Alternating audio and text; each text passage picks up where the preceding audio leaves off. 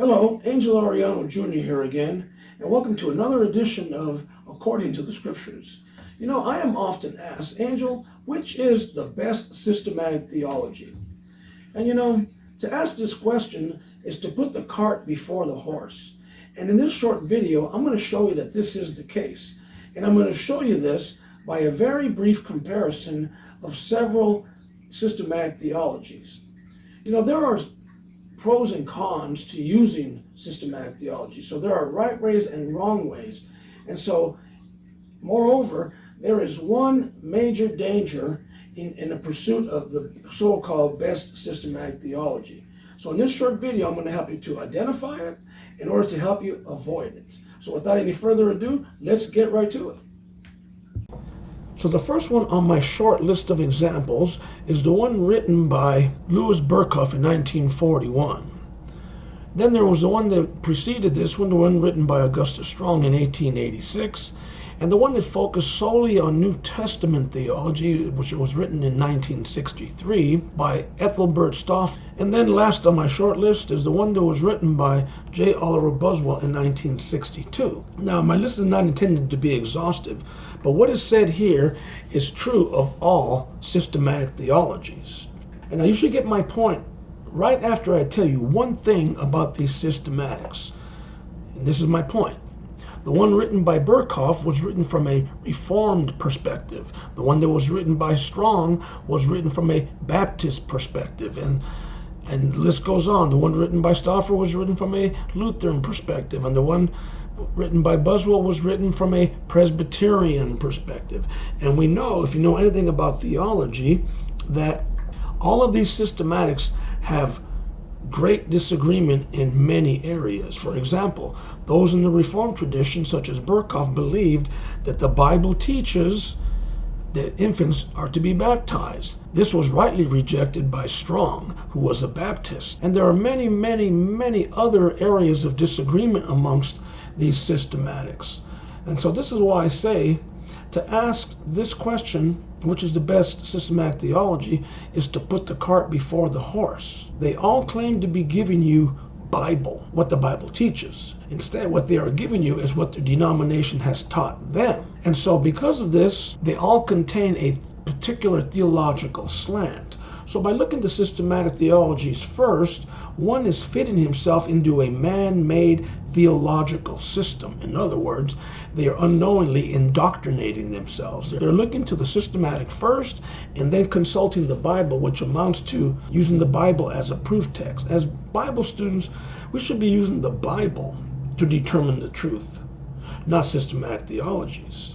And now, this is not to say that there is no value in systematics, for these are great for learning the essentials of the Christian faith, because there is overall agreement amongst all Protestants and systematic theologians, and more disagreement on the non-essentials than there are on the essentials. Now, what are the essentials? They are systematic theologians and denominations in Protestantism are all in agreement in these 9 areas of theology. They all adhere to these. These are essential doctrines. First, the Bible is the sole authority. The deity of Christ, the doctrine of the Trinity, the virgin birth of Christ, Christ's bodily resurrection from the dead, salvation by grace alone, the doctrine of hell, Christ's second coming, and original sin. General agreement here. As we move towards the non-essentials, you're going to notice great disagreement, and this list is not exhaustive either. This is just a small tidbit of where they differ. Systematic theologians and denominations in Protestantism disagree on these. Eschatology, that's why they have dispensationalists, preterists, and so on and so forth. Then you have the mode of baptism. Should we baptize by immersion or by sprinkling? And now from this arises the question, are we to baptize infants? Paedo baptism, which Reformed, Presbyterian, and Lutherans adhere to. There's not a drop of evidence for this in the Scriptures. Fourth of all, the Lord's Supper. Should we be using wine or grape juice? The so-called covenant of works, which is clearly unscriptural, and 2 more. The covenant of redemption and the covenant of grace. Then there's the law of Moses. Does it apply to Christians? And if it does, What part? Soteriology, the infamous soteriology discussion, Calvinism, Arminianism, and Lutheranism. Now, these are just some of the subjects on which they differ. There are more. So if you want to use these to broaden your understanding of doctrine, what you are really doing is you're looking to them to determine truth. And like I said earlier, you're using the Bible as a proof text. Who, just like the Jehovah's Witnesses, who use their watchtowers. They read the watchtower, and they contain special footnotes on their theological statements. And then they are led by the leaders to the bottom of the page that contains biblical texts that allegedly support their statements. And so what is happening here is that they're indoctrinating themselves. And this is much the case when you look to systematics first and then the Bible. And so I said, this is okay in the essentials because all Protestants adhere to the essentials. And now I must point out that there are certain systematic theologies that are to be avoided at all costs. I'll list a couple of them. The one written by Paul Tillich, which was radically liberal. He was a liberal existentialist. And that's why I say that not all systematics are created equal. This is just another reason why. And now, another one is the one written by Karl Barth, entitled Church Dogmatics, 14 volumes, written in 1947, which are based on his lectures. Barth was an unconventional Calvinist. In other words, he was a modified Calvinist, and more importantly, he was neo-orthodox, which he held that the Word of God is not the Word of God until it becomes the Word of God to you, known as crisis theology, which should be blatantly rejected. And last of all, that Mary is the Mother of God. Shifting gears slightly, there are other books on theology containing the term basic. For example, there was the one that was written by Charles Ryrie, and notice the title, Basic Theology. And there's one that was edited by Carl F. Henry called Basic Christian Doctrines.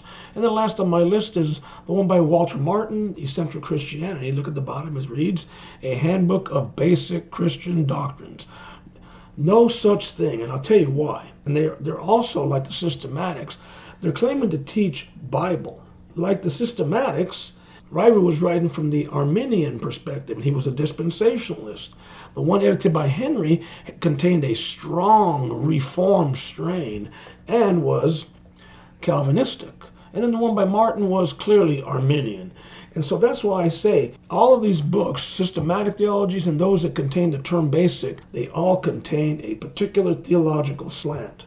And now to bring balance to all of this, and to give credit where credit is due, I'm going to be fair here to the Reformed tradition as well as the Arminian perspective.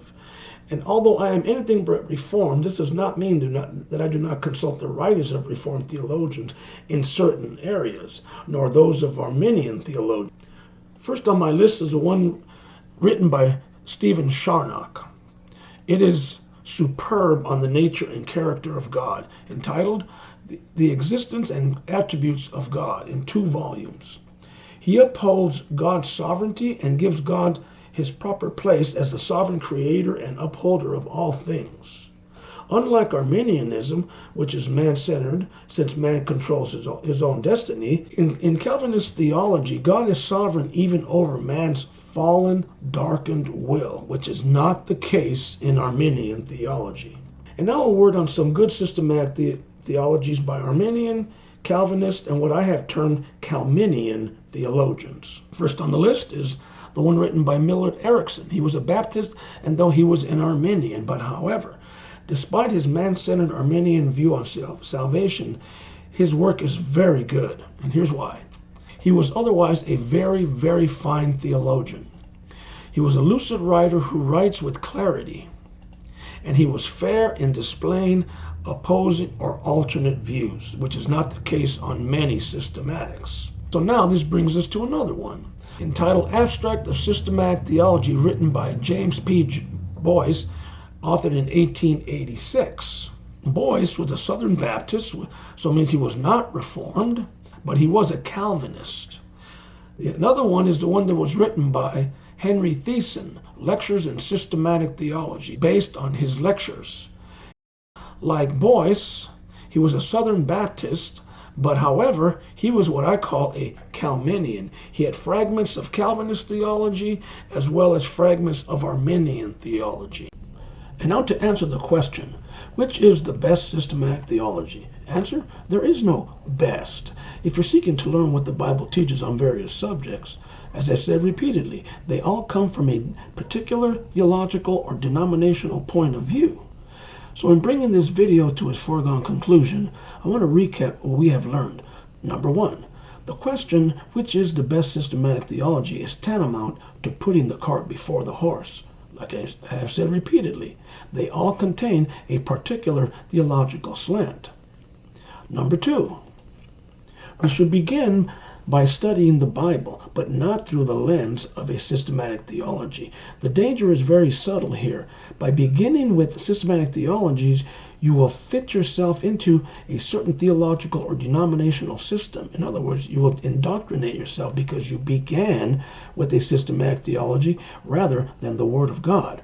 Remember, all of them have strengths as well as weaknesses. Number three, using the systematics to learn the essentials is safe because there is overall agreement with all Protestant denominations on these. And so hopefully this video has been of assistance to you.